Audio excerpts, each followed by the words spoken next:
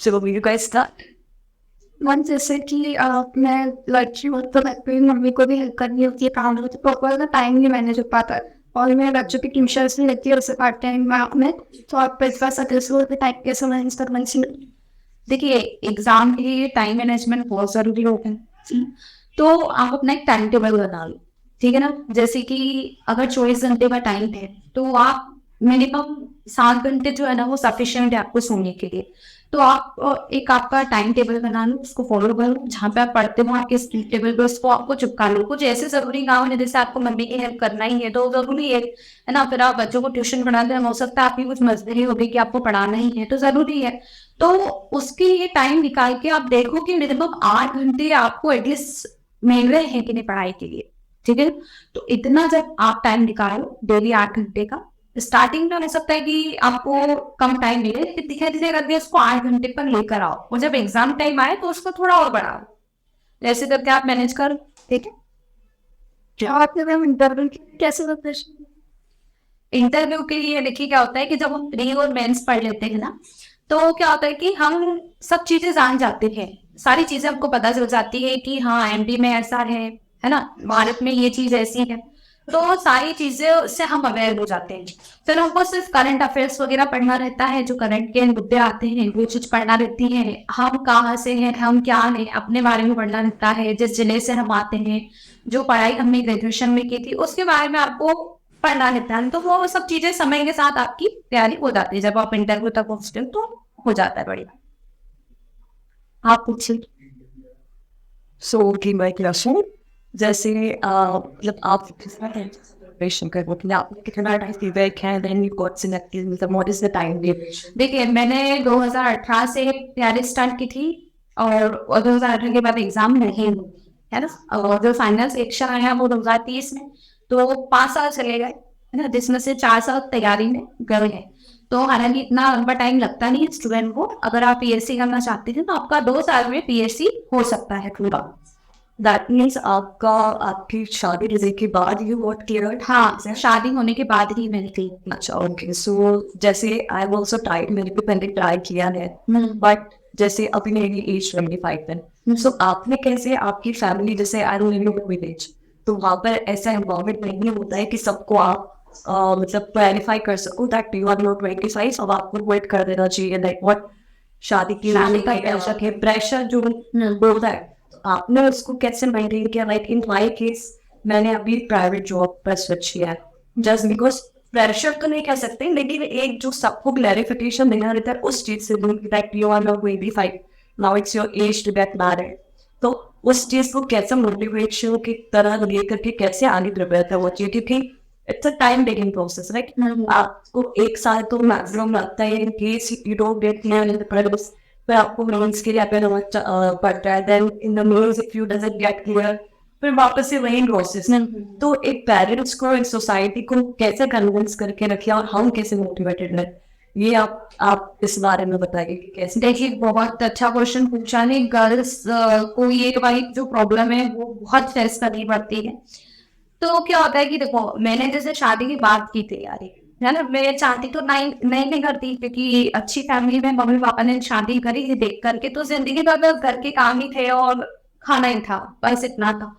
पर जिंदगी में जो सोचा था वो मैं नहीं कर पा रही थी, तो मैंने इस तैयारी को किया शादी के बाद, है ना। आप लोग अभी आपकी शादी हुई नहीं है ना, 25 के आसपास फीमल है, तो शादी के लिए प्रेशराइज करते हैं माँ बाप। उनकी भी चिंता नहीं कि हम हमारी बेटी की समय रहते हाथ पीले करते हैं।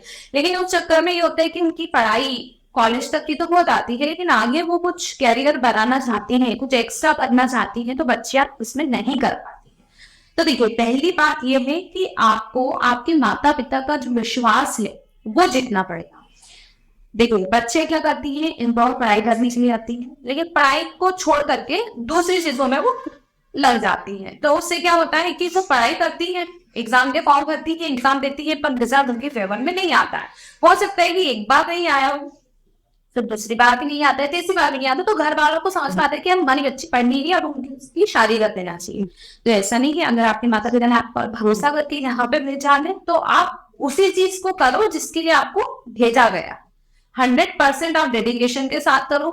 रिजल्ट आज आपके फेवर में नहीं आएगा, कल तो आपके फेवर में आएगा ना। और जब जैसे ही रिजल्ट आपके फेवर में आता है ना, तो आपके माता पिता भी आपको समझते हैं, क्योंकि वो आपके माता पिता है। उनसे बेहतर आपको कोई नहीं समझेगा। तो शुरुआत कहाँ से होगी? आपसे। ट्रस्ट किसको बनाना पड़ेगा? आपको। ठीक है, तो आप ट्रस्ट बनाते चले, आप उनको रिजल्ट देते जाए, तो आप डेफिनेटली आप सक्सेस होंगे। अगर मान लीजिए कि आप दूसरे चीजों में लगे हैं, तो फिर डेफिनेटली कि आप नहीं होंगे सक्सेस। ठीक है ना। तो सारी शुरुआत आपसे है। जैसे मुझसे, मैंने ठान लिया था कि मुझे करना है, और वो लगन, वो चिंगारी, वो आग मेरे हस्बैंड ने मुझ में देखी थी, तो उन्होंने मुझे सपोर्ट किया, और आज उन्होंने सपोर्ट मुझे किया, तो आज मैं यहाँ पर हूँ, नहीं तो मैं यहाँ पे नहीं होती। अगर मान लीजिए कि उनको ही मेरे अंदर वो चीज नहीं दिखती कि यार ये लड़की सच में कर सकती है, तो वो क्या मेरा साथ देते? क्या नहीं देते? वो भेजता अपने लोगों को, बताओ, पढ़ने के लिए कोई भेजता क्या? नहीं।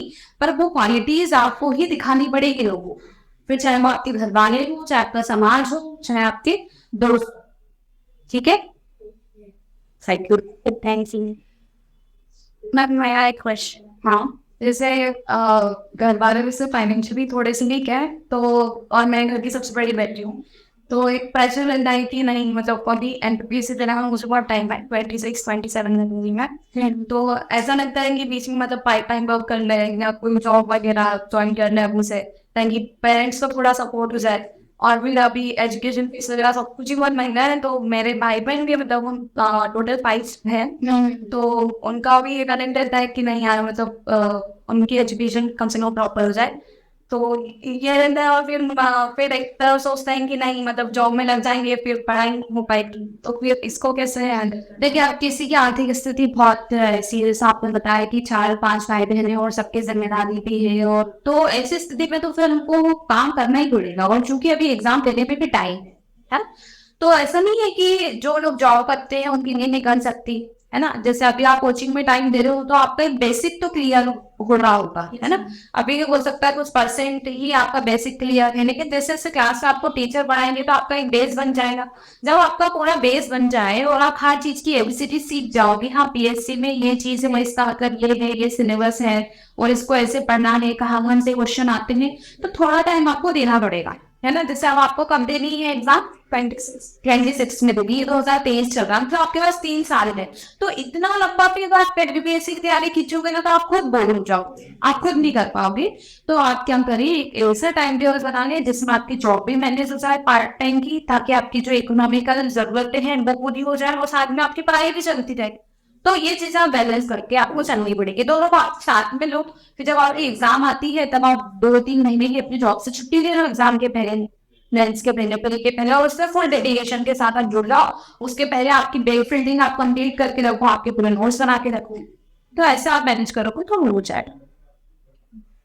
Do it another, just one question from my side. जैसे we have two sectors, right? जैसे एक गवर्नमेंट सेक्टर है, one is the private, the corporate से।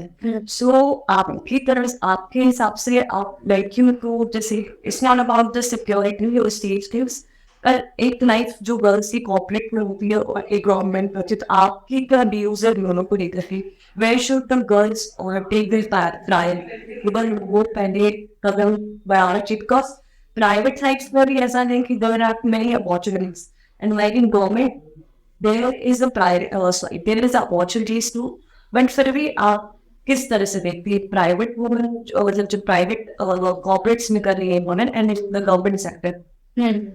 देखिए, प्राइवेट और गवर्नमेंट, है ना, दोनों एरिया में आज जो महिलाएं हैं, जो लड़कियां हैं, वो अपना बेस्ट कर रही है। ऐसा नहीं है कि अगर कोई लड़की सरकारी नौकरी ही करेगी तो वही बेस्ट है, ऐसा नहीं है।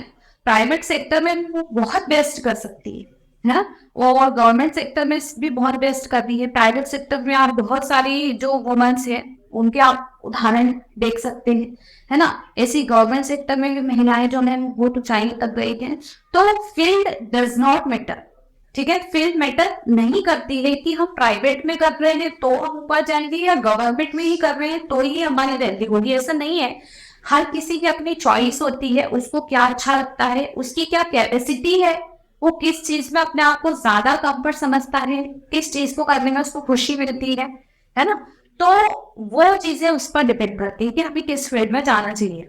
अगर मान लीजिए कि किसी को गवर्नमेंट नहीं अच्छा लगता है, अब जैसे किसी को डॉक्टरी करनी है या कोई लड़की इंजीनियरिंग करनी है, तो वो जब गूगल जैसी कंपनी में जाके जॉब कर सकती है ना, सीईओ बन सकती है किसी मल्टीनेशनल कंपनी की, तो वो कोई कम थोड़ी ना है अपने आप, है ना। तो ऐसे कंपेयर हम फील्ड्स का नहीं कर सकते हैं।